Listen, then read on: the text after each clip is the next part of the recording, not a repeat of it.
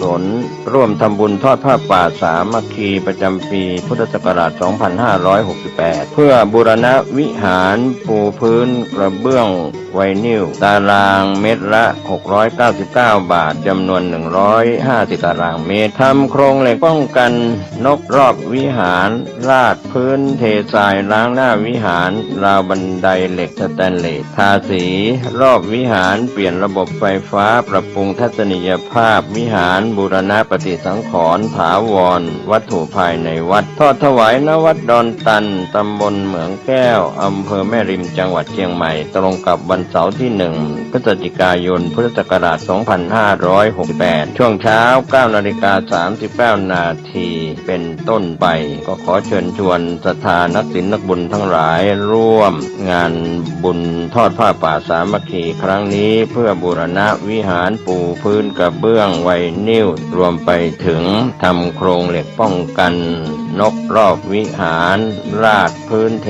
ทรายร้างหน้าวิหารราวบันไดเหล็กสแตนเลสทาสีรอบวิหารเปลี่ยนระบบไฟฟ้าปรับปรุงทัศนียภาพวิหารบูรณะปฏิสังขรณ์ถาวรวัตถุภายในวัดดอนตันตำบลเหมืองแก้วอำเภอแม่ริมจังหวัดเชียงใหม่เสาร์ที่1พฤศจิกายน 2568 นี้เชิญท่านร่วมงานร่วมบุญร่วมบริจาคได้บุญได้กุศลโดยทั่วหน้ากัน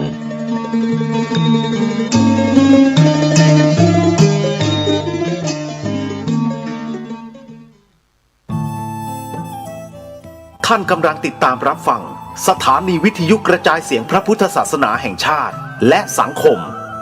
คลื่นเพื่อการศึกษาพระพุทธศาสนาและวัฒนธรรมระบบ FM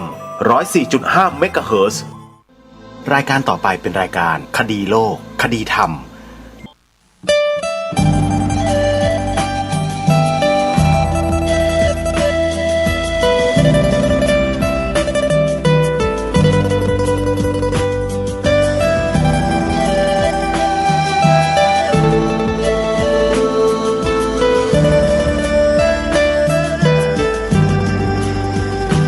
กล้าคิดก็ต้องกล้าทำอย่ากลัวถ้าทำความดีเร่งศึกษาปัญหาให้ทันท่วงทีเมืองไทยจะพัฒนากว่านี้รายการดีๆคดีโลกคดีธรรมขอรำพันบรรยายความคิดเครื่องหมายแห่งสีทั้งสามงามถนัดขาวคือบริสุทธิ์สีสวัสดิ์หมายพระไตรรัตน์และธรรมะคุ้มจิตไทยแดงคือโลหิตเราใสซึ่งยอมสละได้เพื่อรักษาชาติศาสนาน้ำเงินคือสีโสภาอันจอมประชาถ้าโปรดเป็นของส่วนองค์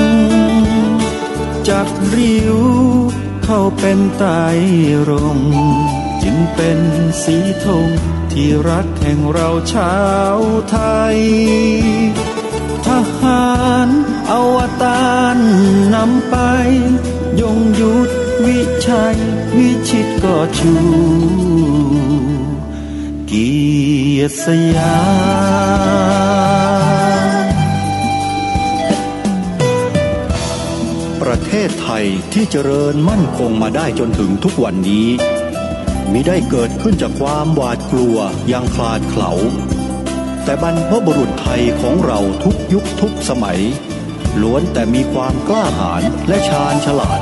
ปกป้องเอกราชสร้างชาติให้เกิดความมั่นคงโดยมีธงแห่งพระไตรรัตน์เป็นเครื่องนำชัยจึงเป็นที่มาที่ไปของรายการคดีโลกคดีธรรมกล้าคิดก็ต้องกล้าทำอย่ากลัวถ้าทำความดีเร่งศึกษาปัญหาให้ทันท่วงที เมืองไทยจะพัฒนากว่านี้ รายการดีๆคดีโลกคดีธรรม รายการดีๆคดีโลกคดีธรรม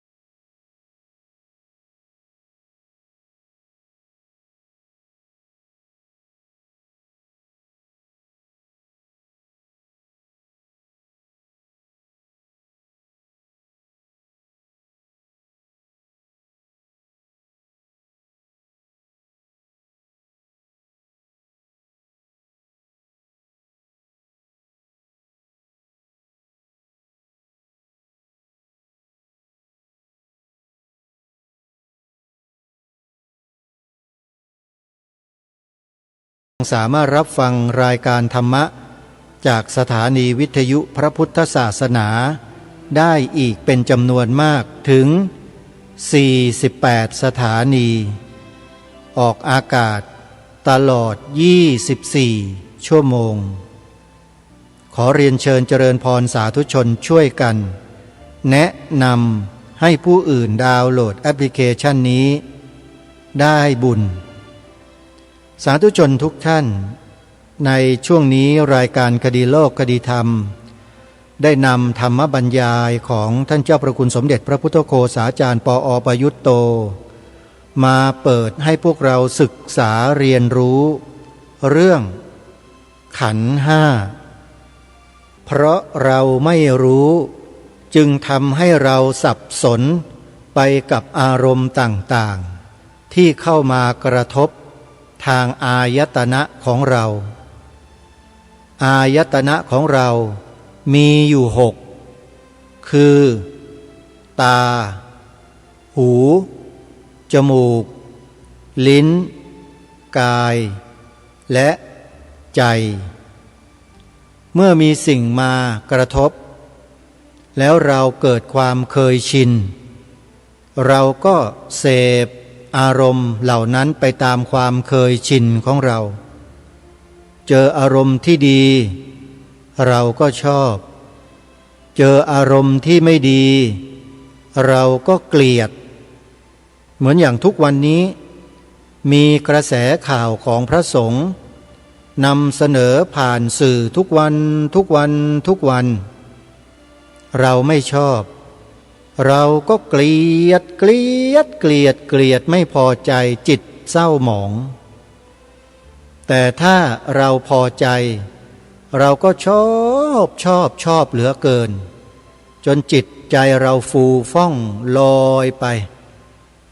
นี่แหละเขาเรียกว่าความเคยชินทีนี้ท่านเจ้าประคุณสมเด็จได้อธิบายให้เราได้สดับรับฟังกันถึงสิ่งเหล่านี้มันเป็นเรื่องของขันธ์ห้าถ้าเราทำความรู้จักขันธ์ห้าเรียนรู้ถึงสภาวะตามความเป็นจริงในเบื้องต้นเมื่อเรามีความรู้ในเบื้องต้นเรียกว่าความรู้จากการฟัง ความรู้จากการฟังนี้ท่านเรียกว่าสุตมยปัญญาสุตมยปัญญานี้แหละจะพัฒนาขึ้นไปเป็นปัญญาอีกระดับหนึ่งถ้าผ่านการฝึกฝนอบรมตนจากการปฏิบัติซึ่งเดี๋ยวต่อไปท่านเจ้าประคุณสมเด็จท่านจะได้มาอธิบายให้พวกเราได้รู้วิธีการปฏิบัติให้เข้าถึงว่าจะต้องทำอย่างไรแล้วถ้าเราน้อมนำไปปฏิบัติตามเราจะได้ตรงนั้นเมื่อเราได้ปัญญาอีกระดับหนึ่งเนี่ยก็จะทำให้เรานั้นไม่หวั่นไหวต่ออารมณ์ภายนอกที่มากระทบทางตาทางหูจมูกลิ้นกายใจของเราเราจะมีความรู้ความเข้าใจสิ่งเหล่านั้นเป็นอย่างดีแล้วก็จะไม่หวั่นไหวไปตามอารมณ์เหล่านั้นเลยความเคยชินของเราที่เคยเป็นมาหลาย10 ปีเนี่ยมันจะยุติลงเพราะปัญญาเราเกิดเพราะฉะนั้นนี่คือสิ่งที่สำคัญที่สุดของชาวพุทธของเราคือต้องสร้างและพัฒนาปัญญาตัวนี้ขึ้นมาพัฒนาอย่างไรเดี๋ยวช่วงต่อไปติดตามรับฟังกันช่วงนี้ก็ขอเชิญชวนศรัทธาสาธุชนเตรียมวางแผนที่จะไปทำบุญกฐินกันนะโยมนะออกพรรษาแล้ว1 วันวัดป่าจริยธรรม11 ตุลาคมวัดหนองกาย18-19 ตุลาคมวัดศรีอุดมวงศ์นอกจากนั้นเดี๋ยวจะนำรายละเอียดมาแจ้งให้ทราบในโอกาสต่อไปช่วงนี้เพื่อไม่ให้เป็นการเสียเวลาไปติดตามรับฟังธรรมบรรยายของท่านเจ้าประคุณสมเด็จพระพุทธโฆษาจารย์ปอ.ประยุตโตเรื่องขันธ์ห้ากันต่อได้ณบัดนี้เป็นแว่นสีไปหมดเนี่ยเราก็มองไปตามชอบใจไม่ชอบใจหรือมองตามอยากให้เป็นอยากไม่ให้เป็นแทนที่จะมองตามที่มันเป็นนั้นในการแก้ไขเนี่ยทางธรรมะจึงถือเป็นเรื่องสำคัญที่จะต้องให้มองตามที่มันเป็นแต่ว่าเพราะเราเนี่ยได้เคยชินกับการปรุงแต่งอย่างนี้มาไม่รู้กี่10 ปีเนี่ยอยู่ในกระบวนการยินดียินร้ายชอบชังเนี้ยปรุงแต่งมานั้นมันก็เลยฝังลึกเนี่ยมันกลายเป็นจิตตกร่องเวลาเจออย่างนี้ปั๊บก็ไปอย่างนี้เนี่ยเจออย่างนี้ก็ชอบใจเจออย่างนี้ก็ไม่ชอบใจมันก็ชินของมัน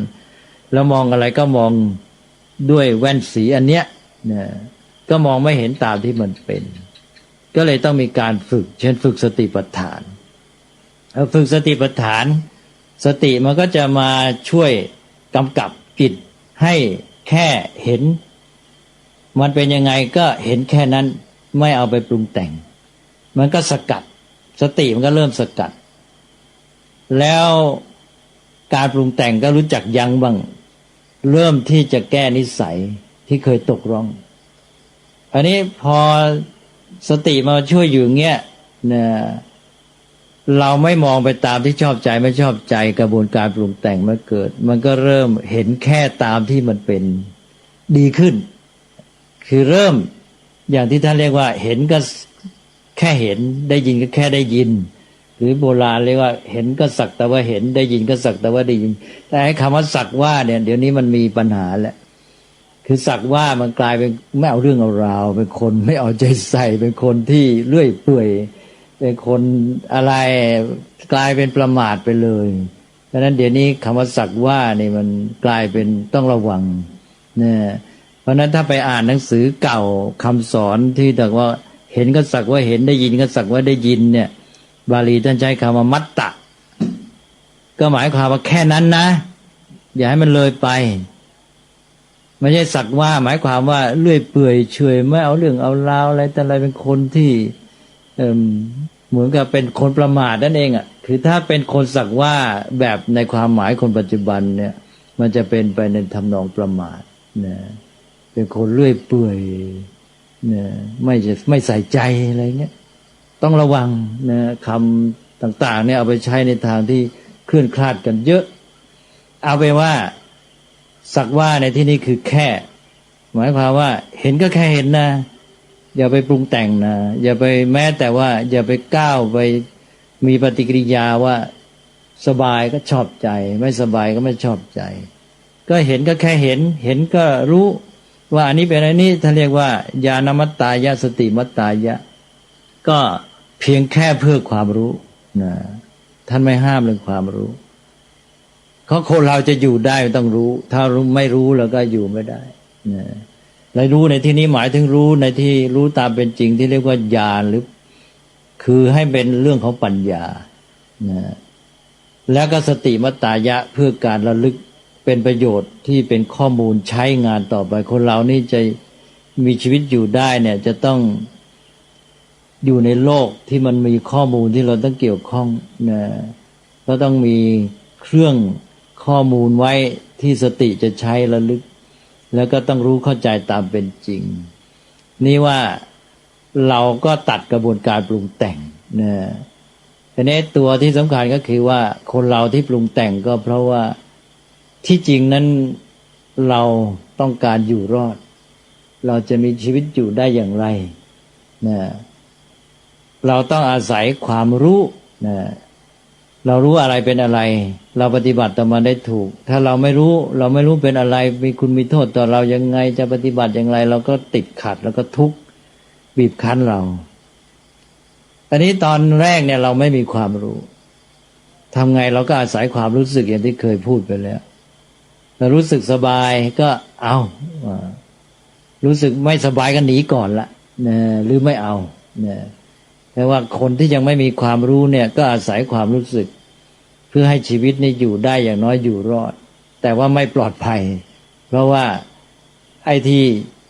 สบายชอบใจเนี่ยอาจจะเป็นโทษก็ได้ไอ้ที่ไม่สบายไม่ชอบใจอาจจะเป็นสิ่งที่ดีที่ถูกต้องก็ได้มันไม่แน่นอนหน้าที่จะปลอดภัยก็คือต้องความรู้แต่ว่าเมื่อยังไม่มีความรู้เราต้องอาศัยความรู้สึกก่อนอันนี้พอเราอยู่แค่ขั้นความรู้สึกต่อมามันก็เลยเถิดไปก็คือเกิดการปรุงแต่งติดอยู่กับเรื่องชอบใจไม่ชอบใจมันไม่ไปสู่ความรู้สักทีนี่นอกจากนั้นแล้วยังบิดเบือนความจริงอีกมองเห็นอย่างที่ว่าได้แว่นสีมันก็เลยมองอะไรแต่อะไรผิดพลาดแล้วก็ปรุงแต่งไอ้ความทุกข์ความสุขให้แก่ตัวเองโดยที่ว่าไม่ควรจะทุกข์ก็ต้องทุกข์อะไรเงี้ยนะหรือสร้างไอ้สุขที่เกิดจากการพวกเสพเวทนาอย่างเดียวแล้วทำให้ตัวเองเนี่ยไม่สามารถก้าวไปสู่การพัฒนาคุณภาพจิตใจที่สูงขึ้นไปอย่างน้อยก็คือว่าความรู้ความเข้าใจตามเป็นจริงไม่เกิดมันก็อยู่กับการปรุงแต่งอะไรแต่อะไรก็ซึ่งวนอยู่กับเรื่องชอบใจไม่ชอบใจเรื่องของความรู้สึกเรื่องของเวทนาอยู่เท่านี้และชีวิตมนุษย์ที่เป็นอย่างนี้มันก็จะมีปัญหานะเพราะว่าเมื่อมันไม่รู้ตามเป็นจริงมันก็จะมีตัวสำคัญก็คือว่าฝ่ายตรงข้ามความรู้ความไม่รู้อยู่ได้ด้วยความรู้สึกตัวที่ต้องการความรู้สึกนั้นก็คือการชอบใจไม่ชอบใจได้กับตัณหานะเมื่ออยู่ได้ตัณหามันไม่รู้เข้าใจตามเป็นจริงนะมันก็เอาว่าอยากให้เป็นตามที่ฉันอยากจะให้เป็นทีนี้มันก็ขัดกับความเป็นจริงว่าสิ่งทั้งหลายนี่มันเป็นไปตามสภาวะเป็นไปตามกระบวนการธรรมชาติเป็นไปตามกฎธรรมดาเป็นไปตามเหตุปัจจัยของมันเป็นต้นเหมือนอย่างที่คุยกันแล้วพอมันเป็นไปอย่างโน้นนะเราไม่รู้ความจริงเรามีแต่ความอยากเราก็อยากให้สิ่งนั้นเป็นอย่างนี้อย่างที่เราชอบใจนะแต่ความเป็นจริงของสิ่งทั้งหลายมันก็คือว่ามันก็เกิดจากเหตุปัจจัยเป็นไปตามกระบวนการในเหตุปัจจัยความเป็นไปของมันกับไอ้ความอยากของเราไม่ตรงกันนั่นอย่างที่พูดไปครั้งก่อนว่าสิ่งทั้งหลายเป็นไปตามเหตุปัจจัยมันก็เป็นไปตามกระแสของกฎธรรมชาติหรือธรรมดาแต่เรามีกระแสของเราคือกระแสความอยากที่อยากให้เป็นอย่างนั้นงี้เราอยากให้เป็นอย่างนั้นงี้แต่สิ่งทั้งหลายเป็นไปตามเหตุปัจจัยของมันไม่เป็นไปตามอยากของเราก็เกิดการกระทบกระทั่งบีบคั้นกันระหว่างสองกระแสความอยากกระแสความเป็นจริงของสิ่งทั้งหลายขัดกันพอกระแสความเป็นจริงที่สิ่งทั้งหลายเป็นไปตามเหตุปัจจัยเป็นของมันไป ไอเรามีกระแสความอยากแต่ว่าเอาเข้าจริงมันไม่ได้เป็นไปตามอยากมันเป็นไปตามกฎธรรมชาติเป็นไปตามเหตุปัจจัยของมันเราไม่ได้ตามปรารถนาเราก็ถูกบีบถูกกดแล้วก็ทุกข์นั่นก็คนที่อยู่ได้อย่างเงี้ยก็คือมันเป็นกระบวนการของอวิชชาตัณหาอุปาทานแล้วก็ทุกข์ก็อยู่อย่างเงี้ยพอเกิดความรู้เข้าใจก็เกิดปัญญาก็เห็นความเป็นไปของสิ่งทั้งหลายตามความเป็นจริงว่าสิ่งทั้งหลายเป็นอย่างนี้มันมีความไม่เที่ยงเกิดขึ้นตั้งอยู่ดับไปเป็นไปตามเหตุปัจจัยมันก็เป็นไปของมันอย่างนั้นพอรู้ก็เรียกว่าปัญญาเกิดปัญญาก็รู้ตามความเป็นจริงของมันมันเป็นยังไงก็รู้ตามนั้นปัญญาก็สอดคล้องกันกลมกลืนกันเป็นกระแสเดียวกันกับความเป็นไปของสิ่งต่างๆเราก็เลยพูดเป็นบุคลาธิฐานว่าเกิดกระแสปัญญาขึ้นในคนพอคนมีกระแสปัญญาสิ่งทั้งหลายมีกระแสความเป็นไปตามเหตุปัจจัยหรือกฎธรรมดาสองกระแสเนี่ยไปด้วยกันได้กระแสปัญญามันรู้ตามความเป็นจริงของสิ่งทั้งหลายมันก็เหมือนกับเป็นกระแสเดียวกันกลมกลืนไปมันก็ไม่กัดแย้งไม่เกิดการบีบคั้นไม่ทุกข์อันนี้ก็เลยว่าทางพุทธศาสนาก็มาบอกให้แก้ปัญหาโดยอย่าอยู่ได้ตัณหาให้อยู่ได้ปัญญาก็ต้องสร้างความเข้าใจมีการรับรู้นะเช่นว่าเคยไปตามอำนาจความชอบใจไม่ชอบใจก็เอาสติมาตัดตอนให้แค่รู้นะแค่เห็นตามนั้นนะอย่าไปปรุงแต่งตามความรู้สึกแล้วต่อไปเพราะว่าเมื่อเห็นรู้ต่อไปเนี่ยเมื่อไม่มีแว่นสีไม่มีความอยากตัวคอยไปเคลือบไปแฝงไประบายป้ายสีมันเนี่ยสิ่งทั้งหลายเนี่ยมันไม่ได้ปิดบังตัวมันหรอกมันเปิดเผยตัวมันอยู่ตลอดเวลาธรรมชาติสภาวะเนี่ยมันเป็นอยู่อย่างนั้นทีนี้เราเนี่ยไปเอาความอยากให้เป็นแล้วก็สีสันที่เราเคยสร้างไว้เนี่ยเช่นสัญญาที่เราไปสร้างซ้อนไว้ด้วยการปรุงแต่งอะไรต่างๆเป็นภาพของเราไว้เนี่ยเวลามีสติแล้วไอ้พวกนี้ไม่มีโอกาสเข้ามาเราก็เท่ากับเปิดโอกาสให้ปัญญารับรู้คือเริ่มมองสิ่งนั้นตามเป็นจริงหรือตามที่มันเป็นท่านไม่ใช้คำว่าตามเป็นจริงก็ได้ท่านใช้ว่าตามที่มันเป็นก็เห็นมันมองรู้มันตามที่มันเป็นเพราะสิ่งทั้งหลายมันไม่ได้ปิดบังตัวเมื่อเราไม่เอาไอ้สิ่งที่เราปรุงแต่งหรือสีเป็นต้นหรือความยึดมั่นของเราเนี่ยมาเคลือบมาบังมันเนี่ยมันก็ค่อยเห็นชัดขึ้นนะตอนแรกก็แค่เห็นเฉพาะเหมือนกับว่าเป็นโอกาสที่ได้เปิดให้หน่อยที่ว่าตัวเนี่ยมีแต่ไอ้ภาพที่ยึดมั่นไว้เท่านั้นปรุงแต่งไว้เท่านั้นระบายสีไว้เท่านั้นนี้พอมีสติแล้วก็เห็นโดยไม่มีไอ้สิ่งเคลือบแฝงระบายนี่ไปเคลือบมันก็เริ่มเห็นตามเป็นจริงตามที่มันเป็นอันนี้ก็เท่ากับเปิดโอกาสสตินี่ทำให้เราได้โอกาสที่จะเห็นมันแค่เห็นแค่ได้รู้ตามนั้นต่อมาเพราะสิ่งทั้งหลายมันเป็นของมันอย่างนั้นมันไม่ได้ปิดบังตัวเองสภาวะของมันก็จะปรากฏแก่เราขึ้นในการที่มองเห็นมันตามเป็นจริงต่อมาก็ความเป็นไปของมันก็ปรากฏขึ้นมาที่มันเกิดดับเนี่ยที่มันสืบต่อไปตามกระบวนการเหตุปัจจัยของมันคือเห็นตามที่มันเป็นเนี่ยมันก็เห็นไปเรื่อยๆเห็นจากสภาวะแต่ละขณะเห็นความเป็นไปที่เกิดดับความเปลี่ยนแปลงเห็นความเป็นไปตามเหตุปัจจัยก็เห็นไปไอ้ความรู้ก็พัฒนามันก็เรียกว่าเกิดปัญญาเกิดญาณขึ้นมากระบวนการของขันธ์ห้าก็เลยปรากฏแก่เราตามเป็นจริงขึ้นก็เราก็ไม่ลุ่มหลงตามนั้นแล้วก็กลายเป็นเรียกเป็นภาษาเป็นภาพหรือเป็นบุคลาธิฐานว่าไม่ตกเป็นทาสของมันก็นี่ก็เป็นแง่หนึ่งของการอธิบายพอให้เห็นว่าเรื่องของขันธ์ห้าก็คือสภาพองค์ประกอบของชีวิตของเราซึ่งเมื่อเราปฏิบัติไม่ถูกต้องก็เกิดปัญหา ถ้าเราปฏิบัติตามเป็นจริงก็จะเห็นความเป็นไปของมัน แล้วก็เมื่อรู้ความจริงแล้วไอ้กระบวนการความเป็นไปในทางที่ก่อปัญหาที่เรียกว่าทำให้เกิดทุกข์นี่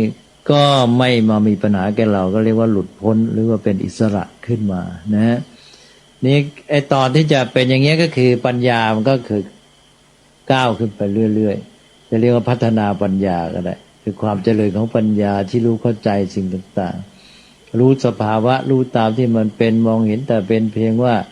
มันก็เป็นเพียงรูปธรรมนามธรรมที่มันเคลื่อนไหวเป็นไปของมันเห็นความเป็นไปตามเหตุปัจจัยตอนเนี้ยเวลาไปพูดเป็นตัวหลักธรรมะมันก็จะไปมีเรื่องขันธ์ห้านะเป็นองค์ประกอบส่วนนี้เป็นรูปส่วนนี้เป็นนามธรรมก็ส่วนนี้เรียกว่าเวทนาส่วนนี้เรียกว่าสัญญาส่วนนี้เรียกว่าสังขารส่วนนี้เรียกว่าวิญญาณนี่ในความเป็นไปของมันที่เป็นไปตามเหตุปัจจัยแก่กันกระบวนการที่เคลื่อนไหวไปนี่เราเห็นความเป็นไปที่เป็นไปตามเหตุปัจจัยนี่เราก็มองไปแล้วก็เข้าใจในลักษณะที่ท่านเรียกเป็นอีกกฎหนึ่งเลยก็เรียกว่าปฏิจจสมุปบาทแล้วในอาการที่มันจะเป็นไปอย่างนี้ได้ที่เป็นไปตามเหตุปัจจัยก็เพราะว่ามันมีสภาวะของมันที่มันไม่เที่ยงมันไม่คงที่มีการเกิดดับใช่ไหมแล้วก็ตั้งอยู่ในสภาวะเดิมไม่ได้ไม่มีตัวยืนโรงที่ยั่งยืนตลอดไปนะปรากฏรูปไปต่างๆตามความเป็นไปของกระบวนการเหตุปัจจัยนั้นอันนี้ก็เลย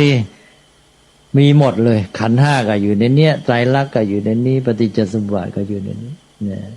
นิมนต์ขอเรียนถามพระอาจารย์ว่าตรงที่เป็นในส่วนของความทุกข์ความสุขหรือไม่ทุกข์ไม่สุขที่เป็นเวทนาเนี่ยนะตรงนี้มีการปรุงแต่งหรือยังครับมีสองซ้อนคือเวทนานี่ถือเป็นแพสซีฟโดยตัวปกติมีปฏิกิริยาชอบใจไม่ชอบใจจึงจะถือว่าเป็นการปรุงแต่งเรียกว่าสังขารเช่นว่าเราไปถูกน้ำแข็งสัมผัสเป็นทุกข์หรือไปโดนไฟลนอย่างเงี้ยร้อนทุกข์ใช่ไหมนี่ทุกขเวทนายังไม่ปรุงแต่งถือว่าเป็นการรับรู้ไปตามนั้นทีนี้การจิตอาจจะปรุงแต่งคือปรุงแต่งว่าใช้กำลังความสามารถที่จะไม่ให้รู้สึกทุกข์อย่างนี้ปรุงแต่งแหละแต่ปรุงแต่งในทางที่ดีทีนี้ปรุงแต่งเวทนาซ้อนอย่างที่ว่าเมื่อกี้เช่นกำหนดหมายอะไรที่มันเคยให้เวทนาที่เป็นสุขพอมันเคยให้เวทนาที่เป็นสุขเนี่ยเช่นเดี๋ยวนี้ไปเห็นอะไรเกิดเวทนาที่เป็นสุขเราก็กำหนดจดจำหมายก็คือกำหนดหมายลักษณะอาการที่เรียกว่าสิ่งนี้ว่าอันเนี้ยทำให้เราเป็นสุขใช่ไหมทำให้เราชอบใจพอเราไปเจออันนี้ปั๊บก็อย่างที่บอกเมื่อกี้เนี่ยสุขเลยเพราะมันปรุงแต่งไว้แล้วเวทนานี้ก็เหมือนกับเป็นผลจากการปรุงแต่งเก่าแต่รวมแล้วก็คือตัวเวทนาเองเนี่ยท่านถือว่าเป็นวิบากเป็นอัพยากฤิเป็นกลางๆไม่ถือว่าเป็นดีชั่วตัวมันเองไม่ใช่การปรุงแต่งแต่ตัวมันเองเป็นผลจากการปรุงแต่งต้องจัดให้ดีต้องจัดให้ดีตอนเนี้ยคือโดยมากจะแยกไม่ได้ตอนเนี้ยตอนที่เวทนาสุขทุกข์ก็ชอบใจไม่ชอบใจไปเอาเวทนาเป็นชอบใจไม่ชอบใจเนี่ยที่จริงชอบใจไม่ชอบใจนี้สังขารแล้วตัณหานั่นเองชอบใจก็ตัณหาเลยเป็นแต่เพียงว่าอาจจะเป็นอาการอ่อนๆแต่คือตัณหาแท้ๆทางเก่าท่านเรียกยินดียินร้ายไงเพราะนั้นพระพุทธเจ้าตรัสธรรมะนี่บ่อยที่สุดในชีวิตประจำวันของคนนี่ก็คือการใช้ตาหูจมูกลิ้นรับรู้ดูเห็นฟังอะไรเงี้ยพอตาเห็นหูได้ยินเนี่ยก็ได้เวทนาใช่ไหมสบายไม่สบายพอสบายก็เกิดปฏิกิริยาชอบใจท่านเรียกยินดีไม่ชอบใจท่านเรียกว่ายินร้ายพอเกิดยินดียินร้ายเนี่ยก็กระบวนการปรุงแต่งเริ่มแล้วคือหมายความว่าการปรุงแต่งหรือสังขารเนี่ยเริ่มที่ยินดียินร้ายนั้นท่านจึงให้รับรู้ให้ถูกต้องคือการรับรู้แบบยินดียินร้ายหรือชอบชังเนี่ย เป็นการรับรู้แบบตัณหาหรือมีตัณหาเริ่มแล้วหรือสังขารเริ่มแล้วกับรับรู้ด้วยปัญญารับรู้ด้วยปัญญาก็คือว่ามีสติเข้ามาแล้วก็จับอยู่ให้รู้ว่ามันเป็นอะไรแล้วก็ทันมันนะเข้าใจสภาวะของมันแล้วไม่ตกอยู่ใต้อำนาจที่จะไปปรุงแต่งเป็นความชอบใจไม่ชอบใจคือความชอบใจไม่ชอบใจนะถือว่าปรุงแต่งแล้วเป็นอาการของการปรุงแต่งที่เรียกว่าสังขารเริ่มด้วยตัณหาแต่ตัวเวทนาเพียงรู้สึกสบายไม่สบายนี่จัดเป็นวิบากนะคือเป็นกลางๆนะแต่ว่าอย่าลืมว่าเราจะมีการปรุงแต่งมันอีกทีนะแต่รวมแล้วก็คือพูดง่ายๆก็คือเวทนาเนี่ยรู้สึกขึ้นมามันก็เป็นเพียงผลจากการรับรู้เป็นต้นซึ่งอยู่ที่ว่าเราจะมีปฏิกิริยาอย่างไรต่อมันแต่ตัวมันเองมันก็ถือว่าเป็นของกลางนะฮะก็ต้องเข้าใจอันนี้ก่อนเวทนาเป็นของกลางสัญญาก็ถือเป็นของกลางส่วนไอ้ตัวสังขารตัณหาปรุงแต่งพวกเนี้ยมีเจตนาเป็นตัวนำเจตนาเป็นแกนวันนั้นพูดกันทีแหละนะที่เนี้ยอันนี้เป็นตัวกรรมแหละที่บอกว่าเจตนาความจำนงจงใจจะเอายังไงนะก็เป็นตัวแกนตัวหัวหน้าของกระบวนการปรุงแต่งนะแล้วก็ปรุงแต่งออกมาก็เป็นกรรมใช่ไหมวันนั้นจึงบอกว่ากรรมเนี่ยถ้ามองดูหยาบๆก็คือการกระทำทางกายทางวาจาทางใจแต่ถ้าดูเนื้อหาของมันก็คือสังขารถ้าดูหัวหน้าของมันก็คือเจตนาวันนั้นพูดไปทีแหละนี่วันนี้ก็มาแยกแยะให้ชัดขึ้นไปอีกทีหนึ่งนั้นก็เราก็เห็นในวันนี้ว่าอ๋อที่มันเป็นกรรมมาจากตรงสังขารสังขารมันก็จะมาเริ่มจากนี่แหละจากปฏิกิริยาต่อเวทนาทีนี้พอคนมีปัญญารู้เข้าใจต่อสิ่งต่างๆยังไงเนี่ยมันพลิกมันเปลี่ยนสภาพจิตที่มีชอบใจไม่ชอบใจได้นะก็ยังยกตัวอย่างบ่อยๆอ้าวเราเห็นคนนะหน้าตายิ้มแย้มนะ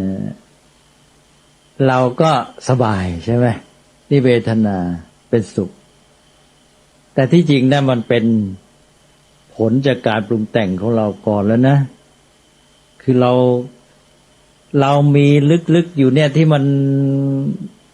มีที่ผลครอบงำเราอยู่ก็คือเราจำหมายไว้ว่าลักษณะอาการอย่างเงี้ยนะเขาชอบใจเราหรือเป็นมิตรต่อเราอะไรอย่างเงี้ยใช่ไหมอันเนี้ยมันมีอยู่นะพอเห็นหน้าตาอย่างนี้ปั๊บนะเราก็รู้สึกสบายนะแต่ตัวเวทนานั้นเป็นผลนะมันไม่ได้ดีชั่วของมันเองมันอยู่ที่จิตที่ชอบใจไม่ชอบใจนี่พอเราเกิดชอบใจขึ้นมาต่อมาเราไปเห็นหน้าบึ้งหน้าบึ้งอันนี้ก็เราก็มีการกำหนดหมายไว้ก่อนแล้วที่จริงอ่ะนะจำไว้ว่าลักษณะอาการหน้าตาอย่างเงี้ยเป็นหน้าตาไม่เป็นมิตรมีความคิดไม่ดีต่อเราหรือโกรธนะเราพอไปเห็นหน้าอย่างนี้เราก็ไม่สบายนะเราก็ไม่ชอบใจอันนี้ก็เป็นเรื่องคล้ายๆว่ากระบวนการของจิตตามปกติที่ไม่มีการพัฒนามันก็เป็นไปของมันอย่างเงี้ยนะพื้นตามความรู้สึกคล้ายๆว่ารู้สึกอย่างไรก็ปรุงแต่งไปอย่างนั้นแล้วอย่างที่เคยยกตัวอย่างเพราะว่าคนนี้เขาหน้าบึ้งเนี่ยเขาไม่จำเป็นจะต้องไม่ชอบใจเราหรือเป็นปฏิปักษ์หรอกหรือเคืองเราไม่ใช่อย่างนั้นแต่เขาอาจจะมีทุกข์ของเขาเนี่ยเขาอาจจะถูกพ่อแม่ดุเขาอาจจะไม่มีเงินใช้เขามีปัญหาอะไรบางอย่างโอ้ยพอปัญญาเริ่มทำงานนะความทุกข์ก็หายความรู้สึกบีบคั้นไม่มีแล้วพอปัญญาทำงานมันจิตมันเดินมันหลุดมันพ้นมันไม่ถูกบีบคั้นอ๋อนี่เขาอาจจะเป็นอย่างนี้ทำไงจะรู้ว่าเขาเป็นยังไงเนี่ยตอนนี้เริ่มมีแนวโน้มของจิตในทางที่จะเห็นใจ เข้าใจความเข้าใจเห็นใจจะมาด้วยกันนี่ไปถามเขาหน่อยสิเนี่ยใช่โอกาสถามหรือเปล่าถ้าไม่ใช่ก็รอไว้ก่อนแต่นึกว่าเขาอาจจะมีปัญหาจิตใจก็เผื่อไว้แล้วในทางคุณธรรมว่าถ้ามีโอกาสเราจะถามถ้าเรารู้ว่าเขามีปัญหาเราจะไปปลอบใจเขาหรือมีทางช่วยก็ได้ก็จะช่วยอย่างนี้เป็นต้นจิตก็หายบีบคั้นหายทุกข์ใช่ไหมเพราะปัญญามาทำงานอันนี้ก็เป็นเรื่องของชีวิตจิตใจของเราที่มันทำงานก็อยู่ในขันธ์ห้าทั้งนั้นแหละทั้งหมดเนี่ยใช่ไหมที่พูดวันเนี่ยก็มีแค่ว่าได้เห็นได้ยินได้กลิ่นรู้วิญญาณมาทำงานแล้วก็มีความรู้สึกสบายไม่สบายหรือเฉยๆนะก็เวทนาแล้วก็มีการกำหนดหมายเป็นนั่นเป็นนี่นะแม้แต่ว่าเป็นสัญญาเชิงซ้อนที่กำหนดกันแล้วว่าเป็นคนเป็นสัตว์เป็นหน้าบึ้งหน้ายิ้มแสดงว่าชอบใจไม่ชอบใจอย่างนั้นสวยอย่างนี้ไม่สวยอะไรเงี้ยนะอันนี้ก็เป็นการที่ว่ามันปรุงแต่งไปทีแหละแล้วก็พอไปเห็นอย่างนั้นก็เกิดปฏิกิริยาเกิดผลขึ้นมาขั้นหนึ่งเลยเรียกว่าผลที่มันมาจากการปรุงแต่งเก่าแต่ว่าไอ้ตัวผลเนี่ยอย่างเวทนาเนี่ยไม่ได้ถือว่าดีร้ายนะต้องเข้าใจนี้ก่อนทีนี้ก็พอได้เวทนาเป็นสุขก็ชอบใจพอชอบใจก็สังขารเกิดพอชอบใจก็ยิ่งกำหนดหมายใหญ่กำหนดหมายไว้สังขารปรุงแต่งสัญญาไว้นะฮะให้สัญญาเป็นรูปเป็นร่างเป็นอย่างงี้ที่เราชอบใจพอไปเจออย่างนั้นอีกก็เป็นสุขอีกนะสุขก็กำหนดหมายกันอย่างเงี้ยกระบวนการของชีวิตดำเนินไปแล้วขันธ์ห้าเนี่ยมีตลอดเวลาแล้วมันก็เป็นปัจจัยแก่กันและกันนะอันนี้อย่างที่ว่าแล้วเวทนาเนี่ยมีอิทธิพลมากโดยที่ว่าทั้งที่มันเป็นของกลางๆไม่ดีไม่ชั่วแต่เพราะว่าเราจะมีปฏิกิริยาคือสังขารที่มีไอ้ตัวปรุงแต่งสังขารนี่มันมีเยอะนะมันมีไอ้ตัวพวกเครื่องปรุงเครื่องปรุงเหมือนกับแกงมันมีเปรี้ยวหวานมันเค็มมีโลภะความอยากได้มีโทสะความคิดประทุษร้ายชังนะไม่ชอบใจนะมีอิจฉาความริษยา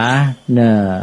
มีอะไรเยอะแยะไปหมดนะไอ้ฝ่ายไม่ดีฝ่ายดีก็มีเมตตามีกรุณามีศรัทธามีกตัญญูกตเวทีอะไรต่างๆเหล่านี้คุณสมบัติฝ่ายดีฝ่ายร้ายพวกนี้มาปรุงแต่งจิตแล้วก็เลยเป็นเรื่อง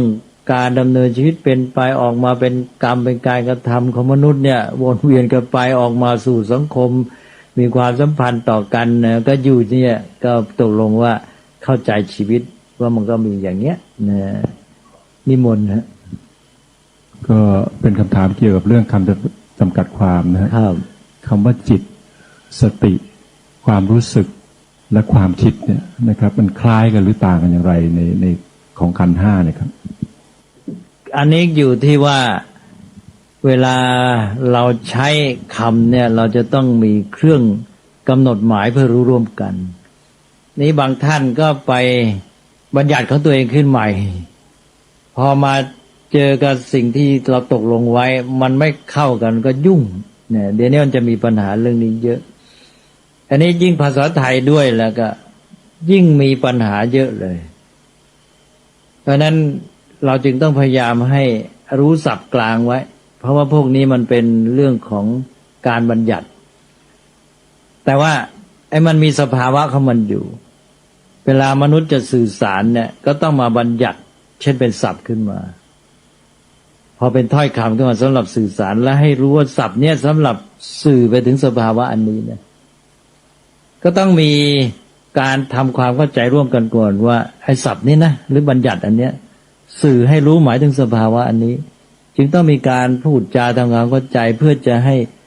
อยู่ร่วมกันแล้วเวลาศึกษาเล่าเรียนเนี่ยจะได้พูดแล้วสื่อไปที่สภาวะอันเดียวปัญหาก็คือว่าเมื่อบางท่านอาจจะไปเกิดประสบการณ์ส่วนตัวขึ้นมาแล้วก็เรียกโดยที่ยังไม่ได้ตกลงกันที่ทำความเข้าใจให้ตรงกับไอ้ความหมายที่รู้ร่วมกันเป็นหลักใหญ่ก็ไปเรียกอันอย่างหนึ่งขึ้นมาแล้วก็มาขัดกันก็เกิดปัญหาพูดกันไม่รู้เรื่องนะ ดังนั้นก็เลยว่านี่แหละ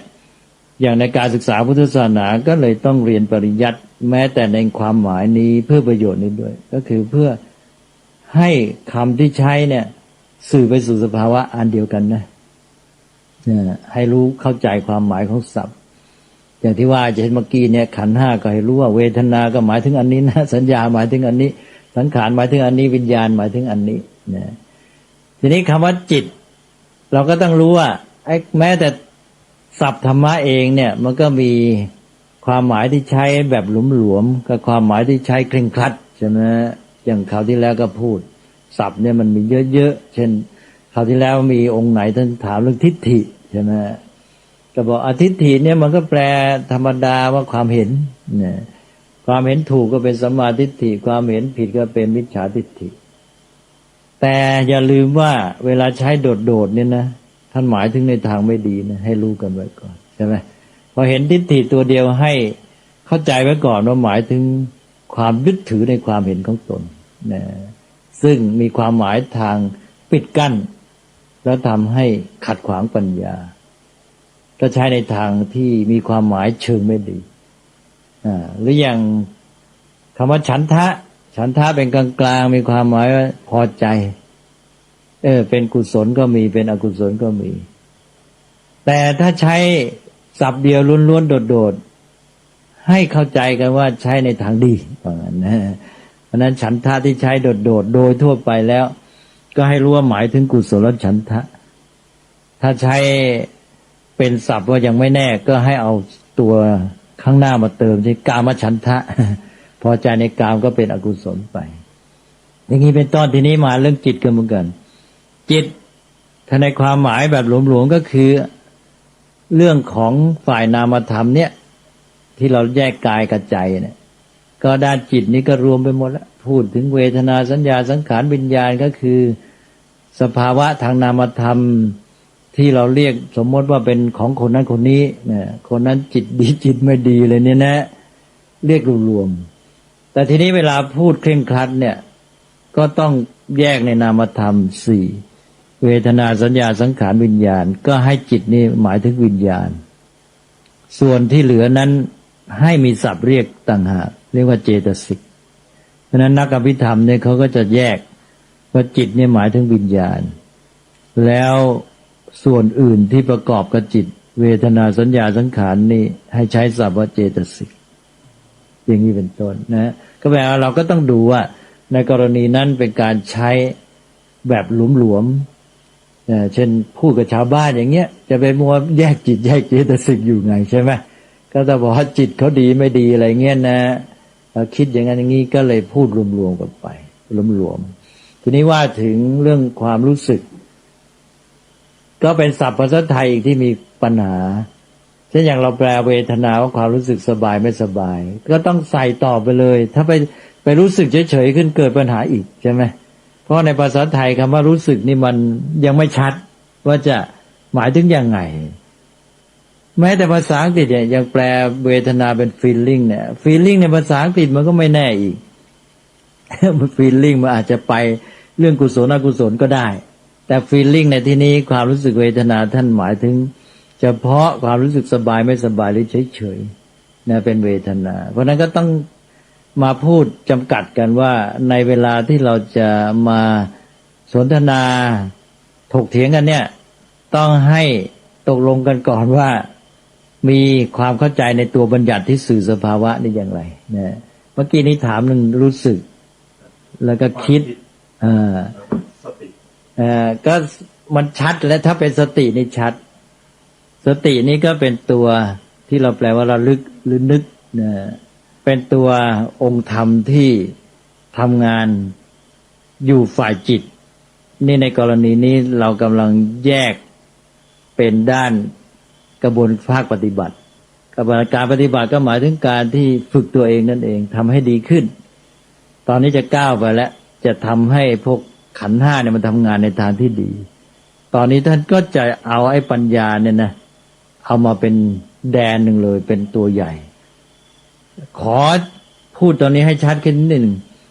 คือเวลาเราพูดถึงขันธ์ห้าเนี่ยถามว่าปัญญาอยู่ที่ไหน ตอนเนี้ยจึงจะมาเข้าใจได้ขันธ์ห้าเวทนาสัญญาสังขารวิญญาณแล้วก็มีรูปและปัญญาเนี่ยมันอยู่ในขันธ์ไหนสังขารอยู่ในสังขารปัญญาอยู่ในสังขารเป็นตัวปรุงแต่งฝ่ายดีเนี่ยแล้วก็จะเป็นตัวแก้การปรุงแต่งด้วยอันนี้มันเป็นตัวปรุงแต่งฝ่ายดีมันก็เป็นสังขารแต่เวลาเรามาจัดในระบบหรือกระบวนการที่จะปฏิบัติเพื่อฝึกคนเนี่ยเราไม่ใช้ชุดขันธ์ห้าแล้วเราเปลี่ยนมาใช้ชุดศีลสมาธิปัญญาใช่ไหมจะเห็นว่าปัญญาซึ่งเป็นองค์ประกอบคุณสมบัติอันหนึ่งอยู่ในสังขารขันธ์เนี่ยมาเป็นตัวใหญ่เด่นแยกไปเป็นด้านหนึ่งเลยเรียกว่าปัญญาศีลสมาธิปัญญาเวลาเราพูดในขันธ์ห้าเนี่ยสังขารขันธ์บอกแล้วว่าเป็นด้านปรุงแต่งซึ่งมีเครื่องปรุงเยอะแยะหมดทางอภิธรรมเนี่ยเขาจะไปแยกบอกว่ามีเครื่องปรุงอยู่50อย่างและในเครื่องปรุง50อย่างเนี่ยปัญญาเป็นเพียงเครื่องปรุงอันเดียวใน50นั้นนะลองคิดดูมันเป็นคุณสมบัติ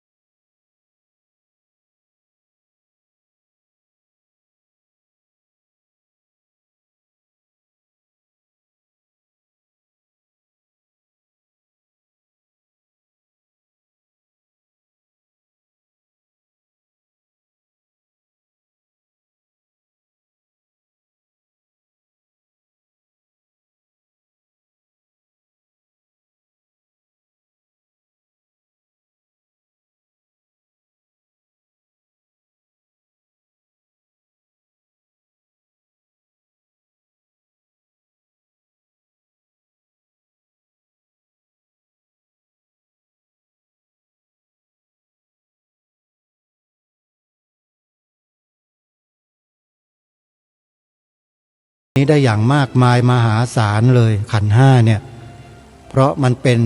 ตัวปรุงแต่งแล้วก็สร้างกรรมขึ้นมาเพราะฉะนั้นการศึกษาเรียนรู้ในเรื่องเหล่านี้เนี่ยก็เพื่อให้เราได้รู้เท่าทันถึงสภาวะเหล่านั้นให้เห็นแจ้งรู้จริงเพื่อเราจะได้อยู่กับสิ่งเหล่านั้นอย่างที่เรียกว่าไม่ใช่เป็นแบบความเคยชินแต่อยู่ได้ด้วยปัญญาด้วยความรู้เท่าทันและดำรงอยู่ได้อย่างมั่นคงไม่เอนซ้ายไม่เอียงขวาไม่มีอคตินั่นเองท่านผู้ฟังนี่คือหลักธรรมคำสอนของพระสัมมาสัมพุทธเจ้าเป้าหมายก็คือทำลายอกุศลธรรมทั้งหลายทั้งปวงเอาละท่านสาธุชนเวลาของรายการก็หมดแล้วเดี๋ยวเราไปติดตามรับฟังเนื้อหาสาระต่อเนื่องในวันพรุ่งนี้กันต่อขอความสุขความสวัสดีในธรรมแห่งองค์สมเด็จพระบรมศาสดาสัมมาสัมพุทธเจ้าจงปรากฏเกิดมีขึ้นในจิตใจของท่านผู้ฟังทุกท่านทุกคนเทินขอเจริญพรกล้าคิดก็ต้องกล้าทำอย่ากลัวถ้าทำความดีเร่งศึกษาปัญหาให้ทันท่วงทีเมืองไทยจะพัฒนากว่านี้รายการดีๆคดีโลกคดีธรรมขอรำพันบรรยายความคิดเครื่องไม้แห่งสีทั้งสามงามถนัดขาวคือบริสุทธิ์สีสวัสดิ์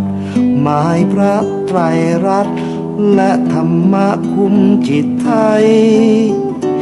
แดงคือโลหิตเราใสซึ่งยอมสละได้เพื่อรักษาชาติศาสนาน้ำเงินคือสีโสภาอันจอมประชาถ้าโปรดเป็นของส่วนองค์จัดริ้วเข้าเป็นไตรรงค์จึงเป็นสีธงที่รักแห่งเราชาวไทยทหารอวตารนำไปยงยุทธวิชัยวิชิตก็ชูเกียรติสยาม